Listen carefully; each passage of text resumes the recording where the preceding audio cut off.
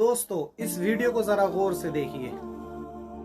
अक्टूबर 2019 में इस वक्त मलेशिया में हूँ। आज ही हम सुबह पहुँचे हैं और माशाल्लाह मौलाना कलीम सिद्दीकी साहब की मेहनतें देख के ईमान ताज़ा हो रहा है। अल्लाह ताला ने इन बुज़ुर्गों से बड़ा काम लिया है। ये सारे साथी यहाँ बैठे हुए हैं। आज मैं अभी हमारी मुलाकात हुई है। ये आप देख रहे हैं माशाल्लाह, ये वो शख्सियत हैं जो बाबरी मस्जिद को तोड़ने में सबसे आगे थे और सबसे पहला कुदाल जो बाबरी मस्जिद पे चलाया था इन्होंने चलाया है। और हज़रत मौलाना कलीम सिद्दीकी साहब ने बताया कि इन्होंने बहुत ज़्यादा तो यानी बेहुरमती की थी, लेकिन आज अल्लाह ने इनको ईमान की तौफीक से नवाजा है। और माशाल्लाह अब आप इनका हुलिया देखें। और इन्होंने उस कफ़ारे के तौर पर कि मैंने बाबरी मस्जिद को शहीद करने में मेरा किरदार था, तो मैं उसका कफ़ारा ये कि मैं 100 मस्जिदें हिंदुस्तान में बनाऊंगा।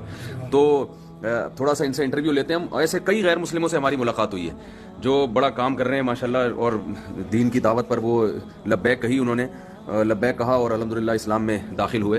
तो आप थोड़ा सा अपना तारुफ करवाएंगे। आपका नाम क्या है? माशाल्लाह मोहम्मद आमिर मेरा नाम है। मोहम्मद आमिर। जी, साबिक नाम बलबीर सिंह। बलबीर, इंडिया में बलबीर से। अच्छा। तो पानीपत हरियाणा से।